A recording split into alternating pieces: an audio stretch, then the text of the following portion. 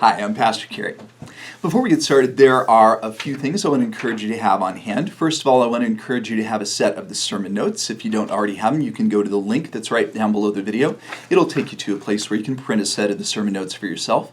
Also, I want to encourage you to have some communion elements. You'll want to have some bread or a cracker. You'll want to have some juice or some wine. If you don't have juice or wine, really any beverage would suffice. But you'll want to have those communion elements because here in about 20 minutes, when we get to the end of the online sermon, we'll move right into a time of communion with you. So, if you need any of those things, then I would encourage you to pause the playback right now. Get whatever you need. Once everything is in place, then go ahead and resume the video.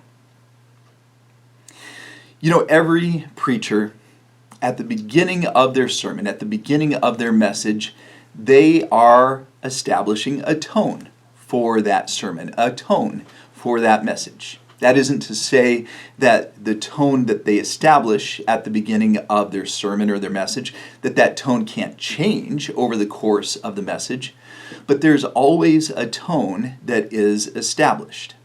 I think that some preachers are very conscious of that, and they work really hard to establish the right and the proper tone at the beginning of their message. And I think that there are some who don't put any thought into that. And I'll give you an example. About 25 or 30 years ago, when I was a very young associate pastor at a church in southern Nevada, I had the opportunity to preach at a Wednesday night service, and it was one where I had been working on the sermon all day long, and the sermon just wasn't coming together. And I'm sure that some preachers out there can probably relate to that. As hard as I had worked on it, it just was not gelling for me. And with about 2 hours to go before sermon time, I decided, you know what, I am going to just tell some jokes at the start of this sermon, and I'm going to try to maybe get the crowd to loosen up a little bit. This church that I was the college pastor at, they typically had 500, 600, 700 people that would show up for the Wednesday night services. And so that was the size of the crowd that I was going to be preaching to that particular Wednesday night. And so I thought, all right, I got 2 hours to go. I got to write some jokes here. And so that's what I did for the final 2 hours before I gave the sermon. Instead of working harder to make the sermon a higher quality sermon, I just came up with a little stand-up routine that I was going to do at the start of the sermon instead. So when it came time to give the sermon, I got up and I did this stand-up routine. Probably 5, maybe even 10 minutes of just some observational comedy a la Seinfeld that I shared with the congregation. And I really got the congregation laughing and really got them going. And you know, when you're standing up in front of a group of people and you're making hundreds of people really, really laugh hard, that's a great feeling. And after that, I gave my sermon. I am sure that it is one of the most forgettable sermons that they ever heard over the course of their lives that evening. But afterwards, a lot of people came up and said really nice things, and they were saying the nice things about the comedy routine that I gave at the start of the sermon. And I remember thinking to myself, wow, I've really figured out the secret here. The secret to a good sermon is having a good comedy routine at the start of the sermon. There was one guy in particular, and I didn't know him. And again, this is a church of hundreds and hundreds and hundreds of people. And so as the college pastor, I didn't know everybody at the church. But there was one guy who came up and he shook my hand and he said, "Kerry, that's the best sermon that I've heard in this church in a long time." And I felt pretty proud of myself because this was a church that had some amazing preachers at it. So for this guy to say, "That's the best sermon I've heard here in a long time," I was pretty full of myself. Now, was he right? I am pretty sure he was incorrect in his assessment that that was the best sermon he'd heard at that church in a long time. It might have been the best stand-up routine he'd heard from a preacher in that church in a long time. But I guarantee you it wasn't the best sermon that he'd heard in a long time. And the interesting thing was, A few weeks later, one of my supervisors, another one of the pastors on staff who was above me in the leadership structure, had me come into his office. And he said, "Kerry, I wanted to talk to you about the sermon that you gave a few weeks ago." And I'm still thinking to myself, yeah, that sermon was really good. That was one of the best sermons I ever gave. I'm sure they're going to be asking me to preach a lot more often now. And it was quite the opposite. He said, the elders of the church, Kerry, felt that there was a very worshipful atmosphere that had been created before you got up to preach. That worshipful atmosphere had been created by the songs that we sang that night, by the prayers that had been prayed that night, and then it was time for you to give the sermon, and you got up there and you gave this very irreverent comedy routine. And I got really defensive, and I said, but you know what? There was a guy who came up to me afterwards, and he said that's the best sermon that he heard in this church in a long, long time. And my supervising pastor seemed a little surprised that anyone would have said that to me. But he said, well, Kerry, that's wonderful that some people really responded in a positive way to the jokes that you told. But that doesn't change the fact that as a preacher, it's your responsibility to convey a spiritual message. And the elders of this church who were present that night felt that you just did not successfully convey a spiritual message to the congregation that evening. And they wanted me to convey that to you. And I remember being really crestfallen and really kind of hurt about that. But in retrospect, I am sure that the elders were right. I've never forgotten that. Here it is, 26, 27, 28 years later, and I still remember that conversation that I had with this other pastor on staff. And so that is something that I try to think about with every sermon that I give. At the beginning of the sermon, I want to establish the right tone. I want to kind of create the right space for hopefully the spiritual message that I'm going to convey after that.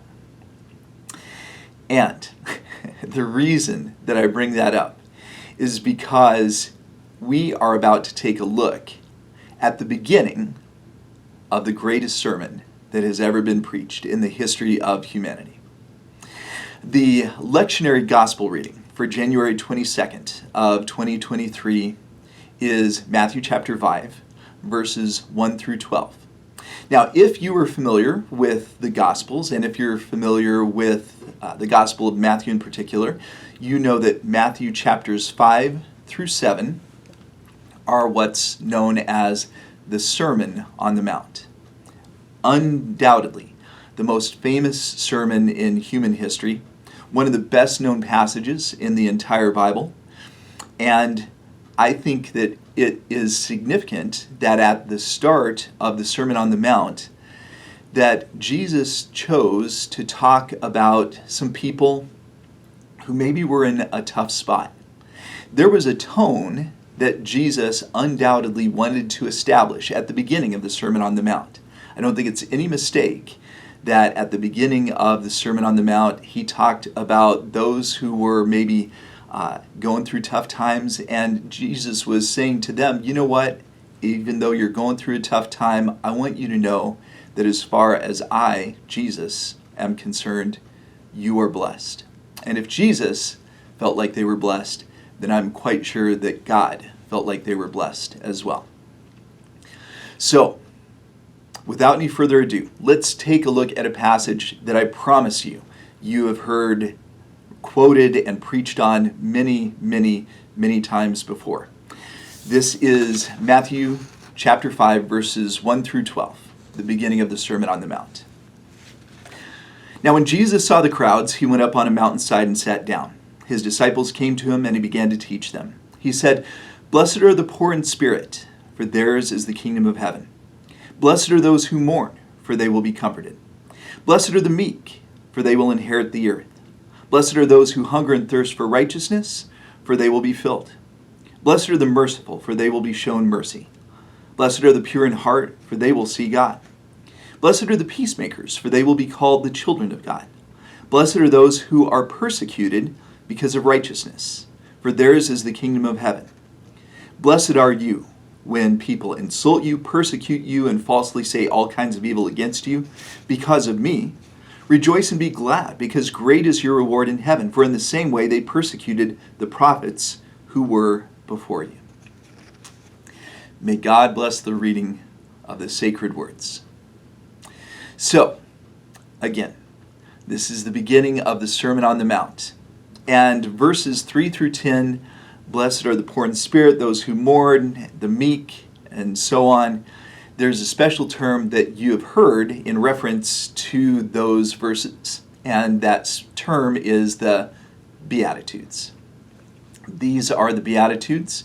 What I'd like to do right now is I'd like to take a quick look at this passage, but we're not going to go through this with a fine-tooth comb. Sometimes I know that I go through the passage with too fine-toothed a comb. We're not going to do that with the passage today. I want to point out just a few of the verses in here, and then what I want to do is I want to take a step back and I want to take kind of a big picture look at this passage. Because part of the reason that I don't feel like we can go through this passage with a fine-tooth comb is with every single one of these Beatitudes, we could probably devote an entire sermon to every single verse in this passage. We could probably devote an entire sermon to the poor in spirit. We could devote an entire sermon to those who mourn. We could devote an entire sermon to the meek. We could devote an entire sermon to those who hunger and thirst for righteousness. Obviously, we don't have time to do that. So what we'll do is we'll take a quick look through the passage, and then what I want to do is as we take a big picture look at this passage, I want to ask 3 questions of us, of you and me as disciples. So, the very beginning of the passage, it tells us that Jesus sees the crowds, and so he goes up on the side of a mountain and sits down and gives this message. Thus the title, the Sermon on the Mount, says that he began to teach, and this was the way that Jesus established the tone for the sermon that followed. He said, "Blessed are the poor in spirit." So Jesus, I don't think, is talking about those who were poor in terms of their financial situation. Several of the commentaries that I looked at this week said that poor in spirit is probably a reference to humility. They're poor in spirit in the sense that they are humble. They aren't overly proud. Jesus says, theirs is the kingdom of heaven. The next verse says, blessed are those who mourn. And it's interesting because 1 or 2 of the commentaries that I looked at this week went on to say, well, this is talking about people who are mourning their own selfishness or their own shortcomings or their own sin. They're mourning over these bad qualities that they realize they have. But the majority of the commentaries that I looked at this week said it probably is talking about people who have lost someone, who are literally in mourning because of the loss of a loved one or a difficult situation they find themselves in. My guess is that at least a few of the people who will be watching this online sermon, that perhaps you have experienced a loss that you are maybe mourning yourself. And so, friends, I think that Jesus is talking about you in a literal sense of mourning, not a sense of mourning your sins, because we're going to talk more about those shortcomings here in a moment. Blessed are the meek. And so some of the commentaries that I looked at said this is probably not a reference to people that are meek in the sense that they let other people walk all over them. This is probably meek in the sense that they are people who keep themselves under control at all times. These are people who are very self-controlled. It's not that they're doormats, but they are people who don't draw attention to themselves. They are people who don't get out of control all the time. And then we continue on through the passage. Those who hunger and thirst for righteousness, the merciful, the pure in heart, the peacemakers. And then we get to verse 10, and it talks about blessed are those who are persecuted because of righteousness. And then I think verses 11 and 12 expand on that idea of those who are persecuted because of righteousness. Jesus goes on in verses 11 and 12 and says, when people insult you, when people persecute you, just like he talked about in verse 10, say all kinds of evil against you because of him, because of Jesus. Jesus says you should rejoice and you should be glad when people persecute you, when they say all sorts of lies about you because of Jesus. It says, be glad and rejoice because great is going to be your reward in heaven. And Jesus says, just remember, that's how they treated the prophets in the Old Testament. The prophets in the Old Testament were persecuted for their righteousness. If you're persecuted for your righteousness, then you are in good company. So, what I want to do very quickly is I want us to ask ourselves 3 questions, 3 big picture questions about this passage. I don't want to get lost in the weeds on all of the Beatitudes in this passage. Instead, I want us to start by asking ourselves this big picture question. As disciples, how many of the Beatitudes apply to us personally? As disciples, how many of the Beatitudes apply to us personally? So I want you to go back through this passage when you have a few moments, maybe when we get to the end of this online sermon. And I want you to ask yourself, am I poor in spirit? Am I humble? Am I meek? Am I under control? Am I self-controlled? Am I someone who hungers and thirsts for righteousness? But I want you to ask yourselves these questions. As I look through this list, I realized that maybe I could be a little bit better in all of these areas.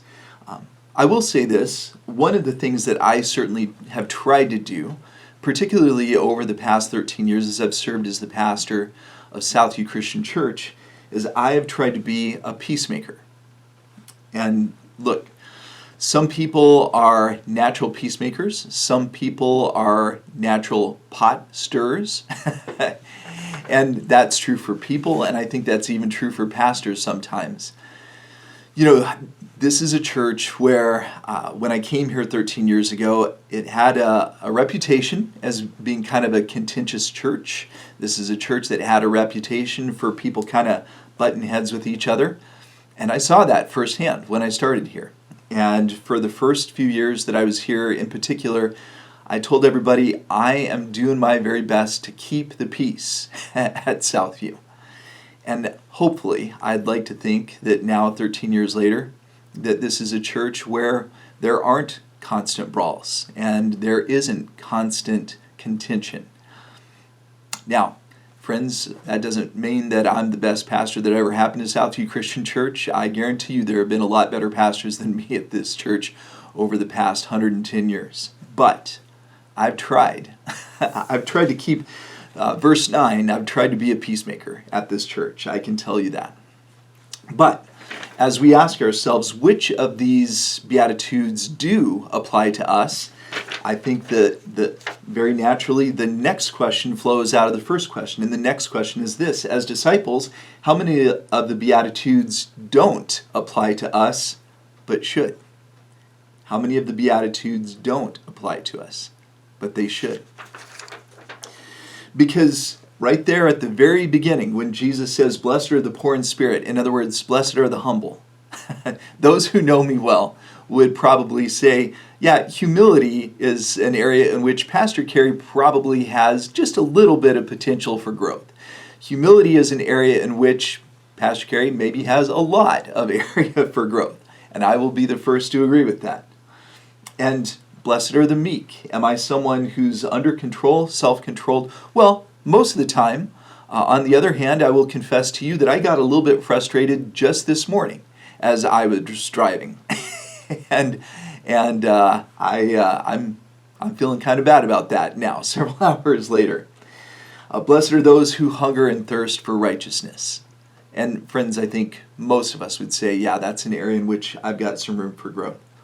But look through all of these and ask yourselves the question, is there an area here where I need to grow?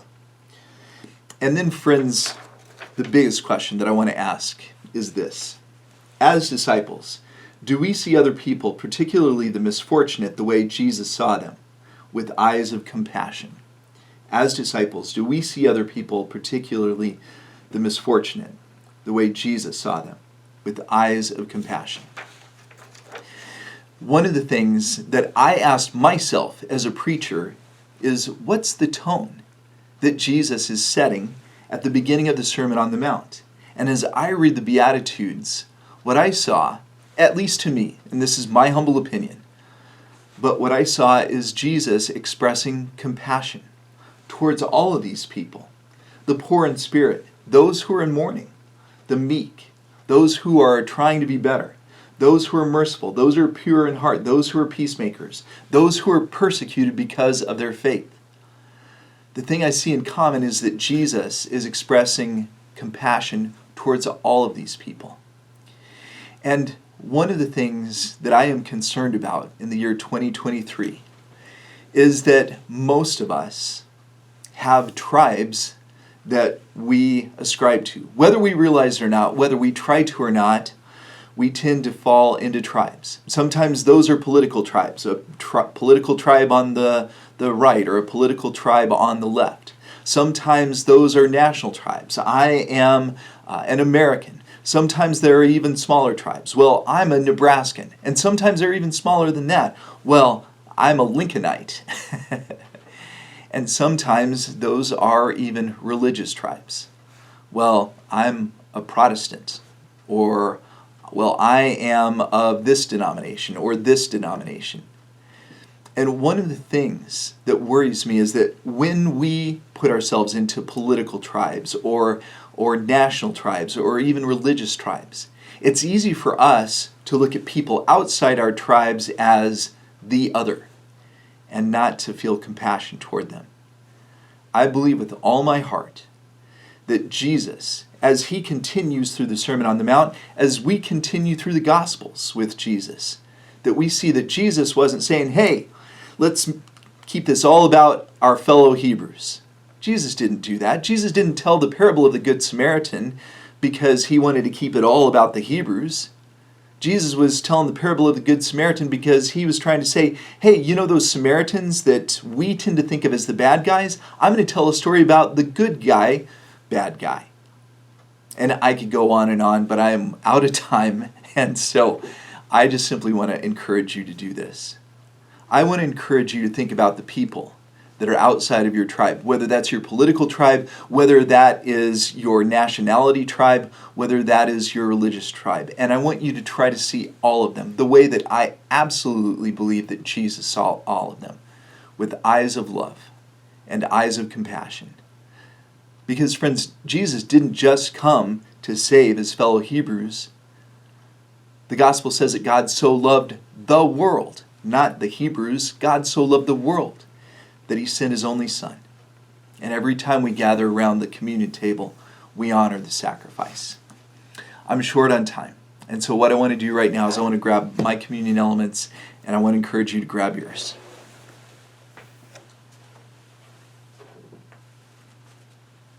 And I want to invite you to partake with me right now.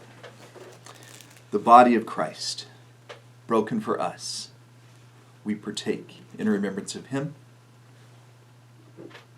The blood of Christ, shed for us, we drink in remembrance of him. Let us pray. God, help us to see everyone the way that you see us, the way that Jesus sees us, with eyes of compassion, with eyes of love. Help us to realize that all of us